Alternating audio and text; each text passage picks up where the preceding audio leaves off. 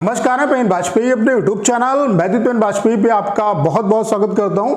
SSC MTS 2024 वाले जो aspirant हैं उनकी वैकेंसी के रिगार्डिंग बहुत बड़ी अपडेट है। एक रीजन का इनकम टैक्स डिपार्टमेंट की वैकेंसी का जो आरटीआई रिप्लाई है वो आपका आ चुका है और यहाँ पे अच्छी खासी वैकेंसी जो है वो रिपोर्ट हुई है, तो इसके बारे में बात करेंगे। उसके अलावा ढेर सारी आरटीआई लगा दी गई हैं, उसके बारे में बात करेंगे। उसके अलावा एक सबसे इंपॉर्टेंट पॉइंट पे बात करेंगे। स्टूडेंट इसमें अक्सर मिस्टेक कर देते हैं और एक मिस्टेक की वजह से उनका फाइनली सिलेक्शन नहीं हो पाता है, तो वो मिस्टेक आपको नहीं करनी है। अभी से मैं आपको उसके बारे में आगाह कर देता हूं, क्योंकि ढेर सारे स्टूडेंट गलती कर देते हैं फॉर्म भरने के टाइम और फिर बाद में वो पछताते हैं, उनका सिलेक्शन नहीं हो पाता है।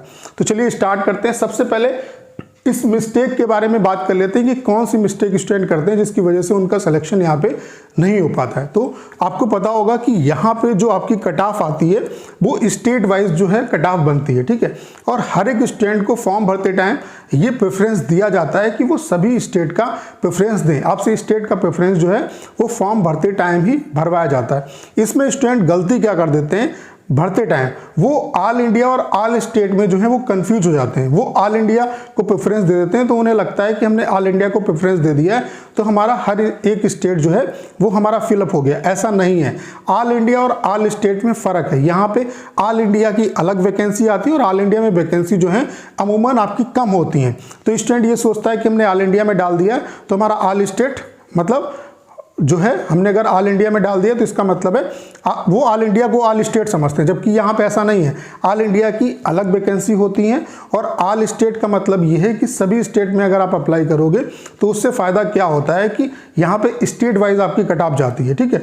तो यहाँ पे आपको फ़ायदा क्या होता है, अगर आप ऑल स्टेट प्रेफरेंस देते हो तो उसमें ये आपको बेनिफिट हो जाता है कि किसी स्टेट की आपकी कट ऑफ कम रहती है, किसी की कट ऑफ हाई जाती है। तो बाई चांस अगर आपके नंबर कम भी रहते हैं तो आप कोई ना कोई जो स्टेट है उसकी कट ऑफ को क्लियर कर लेते हैं, तो ये यहाँ पे बेनिफिट होता है। अब स्टूडेंट क्या होता है, कुछ स्टूडेंट कुछ पार्टिकुलर स्टेट ही चुनते हैं, मतलब 2-3 स्टेट को उन्होंने प्रेफरेंस दे दिया, जिससे क्या है कि उनकी कट ऑफ वहाँ पे क्लियर नहीं हो पाती। तो मैं आप सभी से ये कहना चाहता हूँ कि अगर आप यहाँ पे सिलेक्शन लेना चाहते हैं तो सभी एस्पिरेंट को मेरी ये एडवाइस है कि आप ऑल स्टेट प्रेफरेंस दो, मतलब सभी स्टेट को आपको प्रेफरेंस देना है। वो कैसे देना है, पहले आप जहाँ के रहने वाले हों वहाँ का प्रेफरेंस दो, फिर आसपास के जो आपके स्टेट हैं उनको प्रेफरेंस दो। जैसे कि फॉर एग्जांपल अगर आप दिल्ली के हैं तो पहले दिल्ली को प्रेफरेंस दो, फिर उसके बाद आपके आसपास राजस्थान है, राजस्थान को प्रेफरेंस दो, हरियाणा है, हरियाणा को प्रेफरेंस दो, उसके अलावा यूपी है, यूपी को प्रेफरेंस दो। तो जो भी आपके आसपास के हैं उनको प्रेफरेंस दो और फिर आप जो है सभी स्टेट को प्रेफरेंस दो। इससे फायदा आपको क्या होगा कि कहीं ना कहीं आपको जो सिलेक्शन है वो मिल जाएगा, ठीक है। तो ये आप सभी को एडवाइस है, ये गलती आपको नहीं करनी है।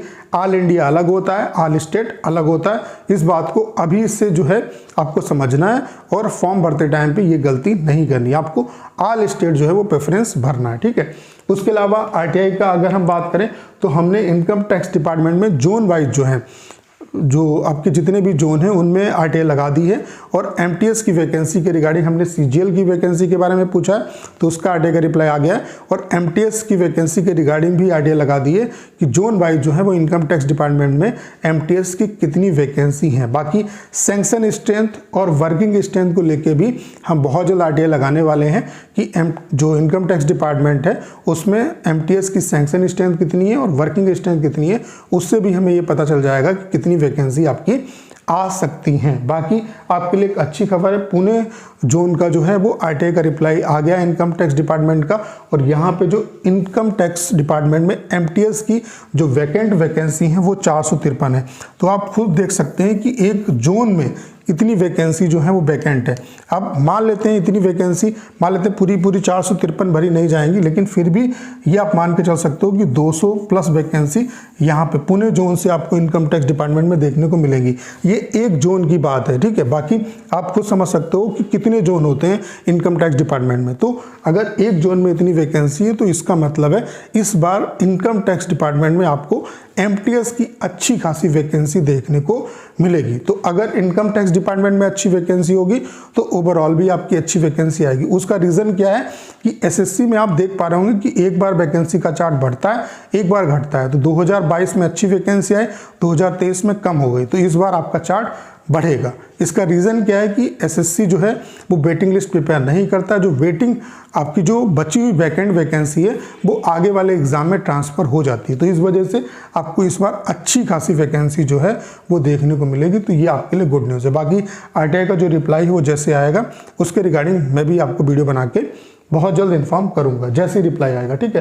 बाकी अगर आप एमटीएस एग्ज़ाम की प्रिपरेशन कर रहे हैं तो हमने आपके लिए ऑफिशियल एप्लीकेशन बना दिया है। इस पर हम आपके लिए ऑल इंडिया लाइव मॉक कराएंगे और ये जो मॉक है वो वीकली होगा और एग्ज़ाम रिलेवेंट मॉक होंगे। उसके अलावा ढेर सारा जो कंटेंट है वो यहाँ पे हम आपके लिए अपलोड करने वाले हैं। उसके अलावा कंप्यूटर के लिए स्पेशल हम आपके लिए बहुत कुछ करने वाले हैं। तो इस एप्लीकेशन को आप डाउनलोड कर लीजिए। इसका जो लिंक है वो डिस्क्रिप्शन और कमेंट बॉक्स में पिन किया हुआ है, वहाँ से आप इसे डाउनलोड कर सकते हैं। तो उम्मीद करता हूँ कि सारी जानकारी आप अच्छे तरीके से समझ पाए होंगे। करना क्या है, इस वीडियो को ज़्यादा शेयर करना है। उसके अलावा अगर आप चैनल पर नए हैं और आपने अभी तक इसे सब्सक्राइब नहीं किया है तो प्लीज़ चैनल को सब्सक्राइब करना मत भूलिएगा।